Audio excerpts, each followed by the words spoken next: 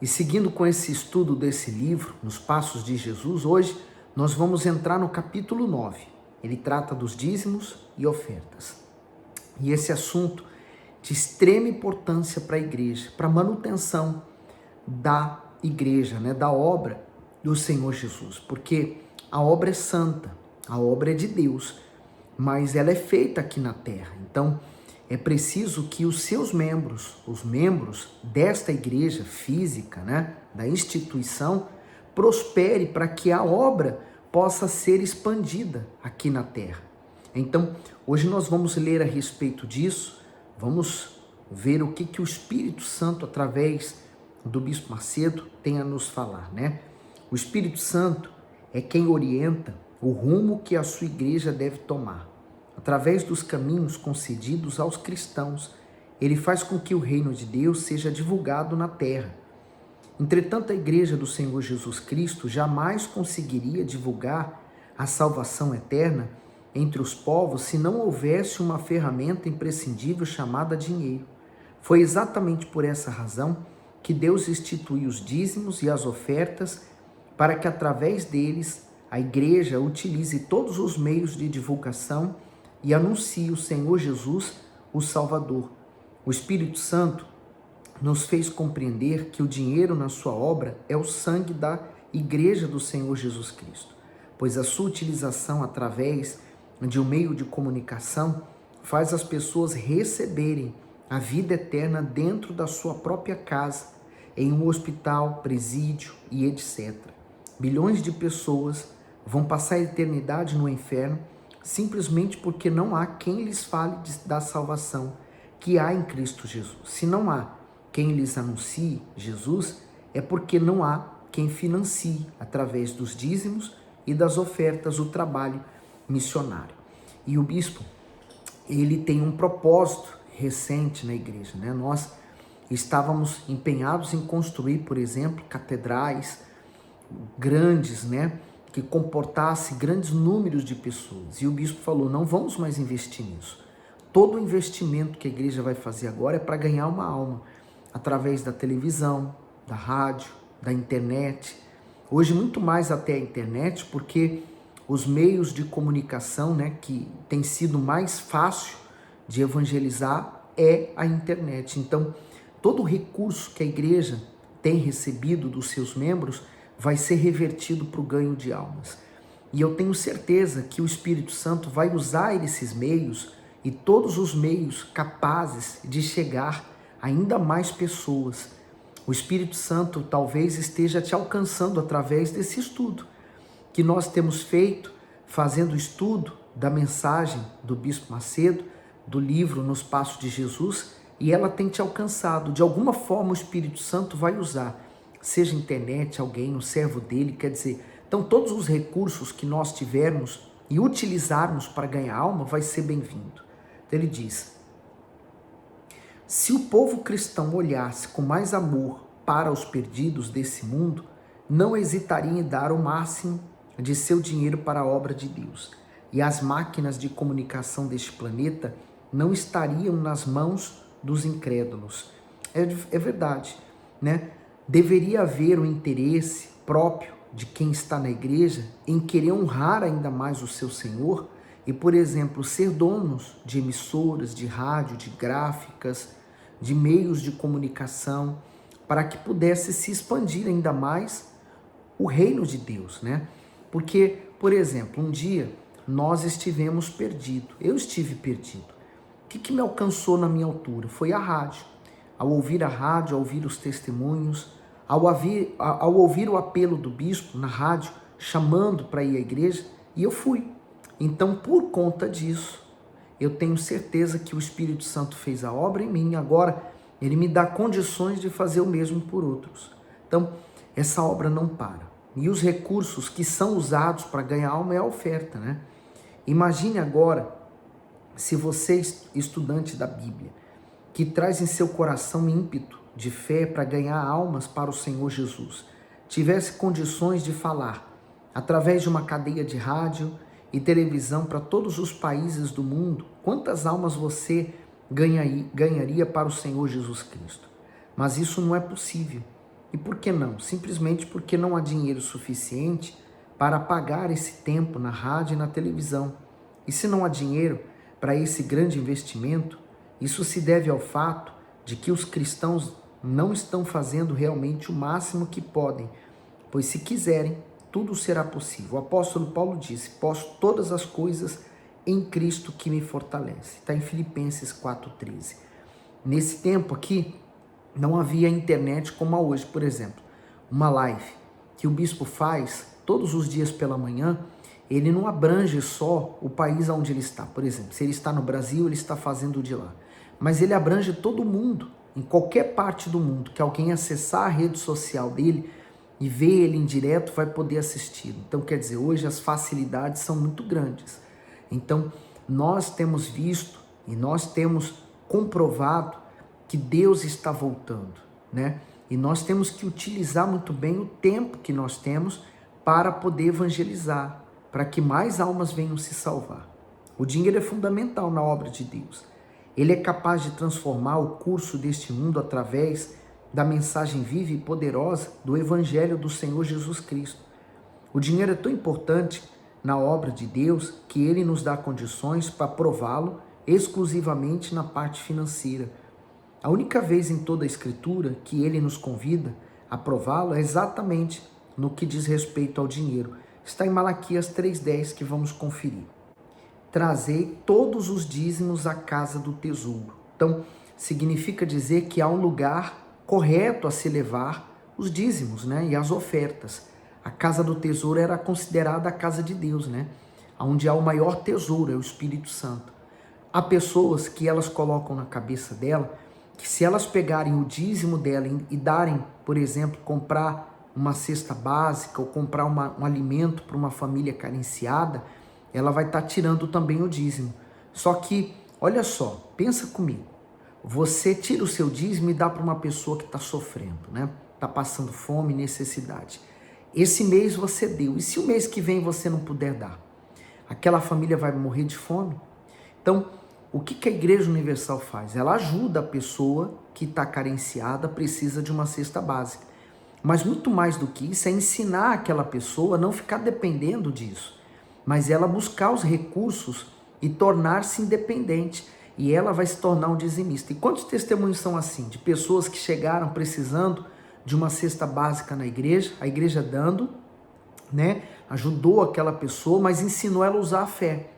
E ela usando a fé hoje, é aquelas pessoas que também estão ajudando outras, né? Através dos seus recursos, dízimos e ofertas, ajudando a obra de Deus e financiando também cestas básicas para dar para outras pessoas carenciadas. Então, muito mais do que você ajudar uma família que está precisando hoje, é você ensinar ela a usar a fé, porque ela não vai depender de você e amanhã ela vai andar sozinha. Então, tem um lugar certo para se levar o dízimo e as ofertas, para que haja mantimento na minha casa. Então, tem um propósito. As ofertas e dízimos, elas são trazidas para a casa de Deus, né? Primeiro ela é apresentada a Deus, mas ela é trazida para a casa de Deus. E os responsáveis da tesouraria da igreja, eles vão destinar essa oferta para o uso, seja ministerial, para pagar o ministro de culto, para pagar o aluguer do espaço onde está fazendo-se as reuniões, onde há os encontros, se há televisão, se há rádio, meio de comunicação, se há funcionários. Então, é destinado a essas coisas. E depois, fazei prova de mim nisto. Aí agora diz respeito à própria pessoa, que através do seu dízimo ela devolve a 10ª parte e na oferta ela faz uma prova com Deus. Diz o Senhor dos Exércitos: se eu não vos abrir a janela dos céus e não derramar sobre vós uma bênção tal, até que não haja lugar suficiente para recolherdes. Então, quer dizer, uma bênção tão grande que a pessoa não vai ter onde guardar. Quer dizer, quanto mais ela dá, e quem dá com alegria, quem dá com amor, está expressando a sua fé através da oferta, ela vai prosperar. Então não é uma coisa, né, que o Bispo Macedo determinou, não é uma coisa que tiramos da nossa cabeça, está na própria palavra de Deus. Todo o povo deveria ter vontade de ser abençoado financeiramente, para provar a generosidade divina e verificar em sua vida que Deus é realmente o dono de todo o ouro, de toda a prata que existem na face da terra. Vamos conferir Ageu 2:8? O profeta diz: minha é a prata e meu é o ouro, diz o Senhor dos Exércitos. Então, o profeta falando por Deus, né? Ele está dizendo que tudo é dele, todas as coisas é dele. Então, quando você recebe o seu salário, ou a reforma, ou um dinheiro que você ganha, um dinheiro que você acha na rua, então, qual é o propósito? É você pegar 10% daquele valor e devolvê-lo para Deus. Então, dízimo não é uma doação, né? Você, digamos, recebeu 1.000 euros. Você vai fazer uma doação de 100 euros à igreja, como dízimo. Não. O dízimo é 10% e é uma devolução. Então, como forma de reconhecer que Ele é o Senhor da nossa vida, nós separamos 10% do que recebemos e devolvemos para Deus. Então, dízimo não é uma doação, mas sim uma devolução. E a oferta não é dinheiro, como muita gente põe, olha, eles só pedem dinheiro. Não. Para quem tem a consciência da oferta, a oferta é muito mais do que dinheiro. É a expressão da fé dela, é a expressão do amor, do significado do Senhor para ela. Assim como Deus amou o mundo de tal maneira que ofertou o Senhor Jesus. Então, a oferta é uma expressão do amor, da fé, e ela é revertida para a obra de Deus. Então, por mais que seja o dinheiro, e a igreja vai usar o dinheiro, mas ela expressa a sua fé através dele e apresentando a Deus. Quando devolvemos o dízimo a Deus, ele fica na obrigação, porque prometeu de cumprir a sua palavra, repreendendo os espíritos devoradores que desgraçam a vida do ser humano e são os causadores das doenças, acidentes, vícios, degradação social e de todas as demais mazelas que fazem o homem sofrer.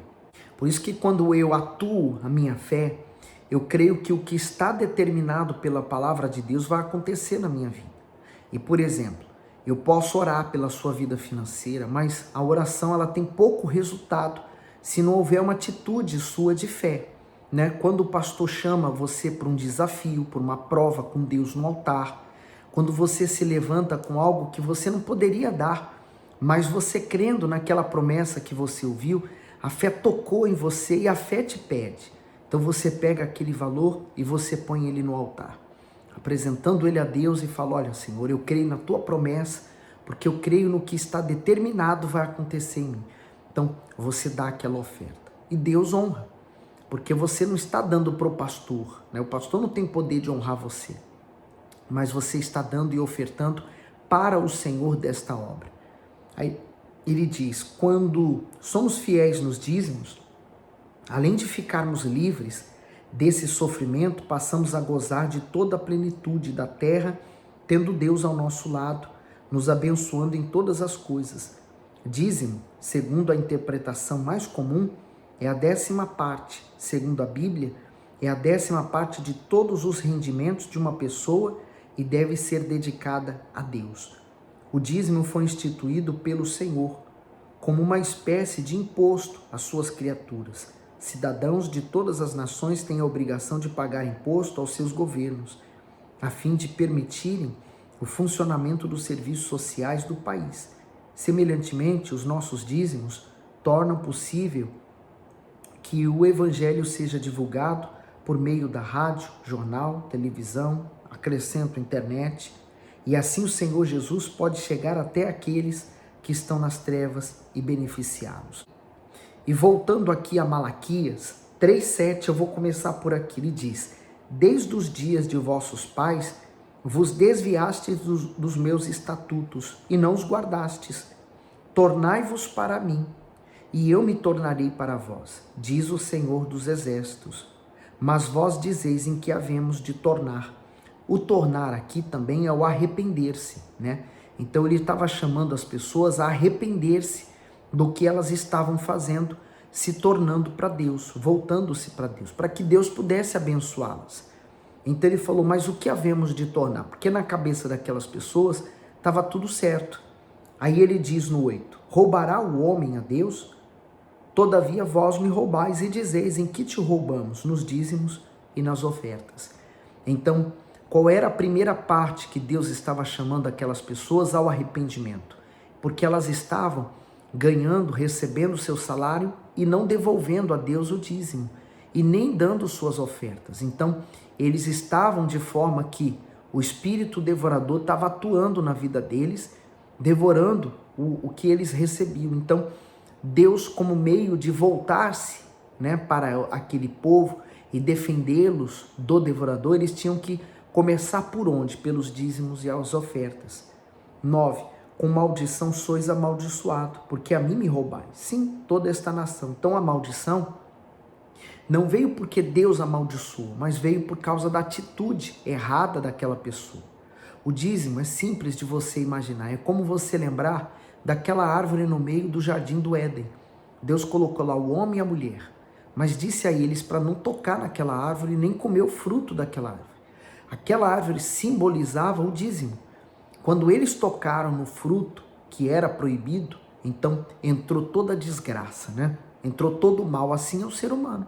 Então, enquanto você não toca no dízimo, você está protegido pela palavra de Deus. No dia em que você tocar, então você permite que o mal atue. 10. Trazei todos os dízimos à casa do tesouro, para que haja mantimento na minha casa, e depois fazei prova de mim nisto, diz o Senhor dos Exércitos. Se eu não vos abrir a janela dos céus, do céu, e não derramar sobre vós uma bênção tal, até que não haja lugar suficiente para recolherdes. E por causa de vós repreenderei o devorador, e ele não destruirá os frutos da vossa terra, e a vossa vide no campo não será estéril, diz o Senhor dos Exércitos. Então, existe um espírito chamado espírito devorador, que ele não pode ser repreendido com a oração.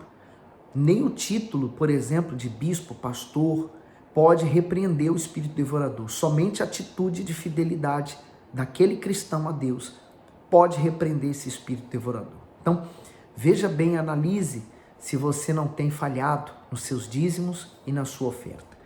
Veja se você não se tornou dizimista apenas por conveniência, para mostrar para o seu pastor que você agora é dizimista. Veja se você não se tornou dizimista apenas por causa daquela bênção sem medida. Veja se você não está sendo dizimista, sendo egoísta, por querendo as bênçãos. Porque ser dizimista é muito mais do que isso. Querer as bênçãos é muito pouco. Ser dizimista é você querer honrar ao Senhor que deu a vida por você na cruz. Tá bom? Nós ficamos por aqui com esse estudo, até o próximo estudo. Manda esse estudo para alguém, talvez vá ajudar alguém que tenha maus olhos para com a igreja. Fique bem.